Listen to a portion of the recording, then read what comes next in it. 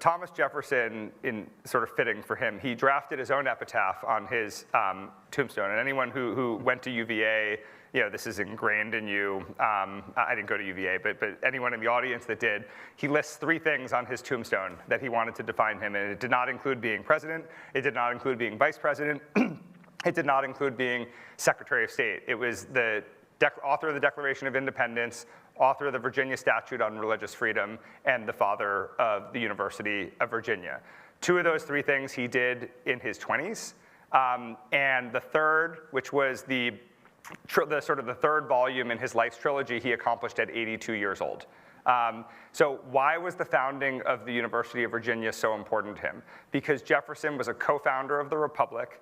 He understood that they had to found the Republic in haste. He understood that the Constitution was a living document and it was a work in progress, and he worried that if they didn't find a way to train the next generation to improve on the work that still needed to be done, the Republic would not survive. And so long before he was president, he obsessed with this idea that we needed to create the sort of university of the future, which was a proper arts and sciences institution. And by the way, you see up there, there's no photos, obviously. The first president to be photographed is John Quincy Adams as an ex-president. I used an AI model to create Thomas Jefferson at 82 years old. And I want you to look at him as I'm telling you this story. So, because I think it'll give you the visual that will kind of help bring it to life. So at 82 years old, the University of Virginia finally opens his doors. Jefferson did not expect to live that long, and frankly, this probably contributed to his longevity. But he finally finished that 3rd volume, and he could breathe a sigh of relief that the Republic would live on and that next generation would be trained.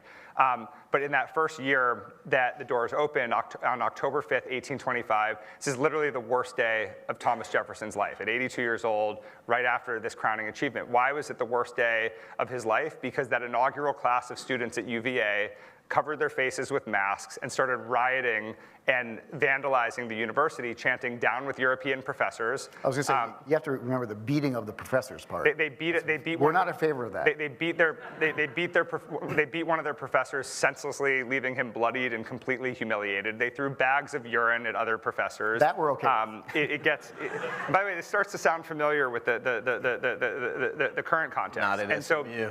And so, in a sort of twisted show of honor, they're called before.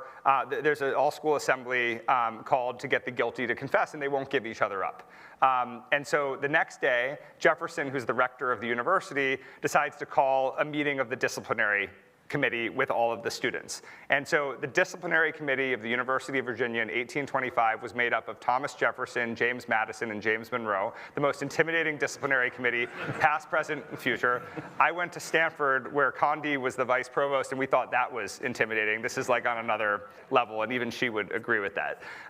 And so Jefferson stands up to address the students, and as he's about to speak, he starts hysterically crying, bawling. He can't get words out of his mouth. He's choked up. And James Madison, who was like 5'2", puts his hand on Jefferson's shoulder to get him to sit.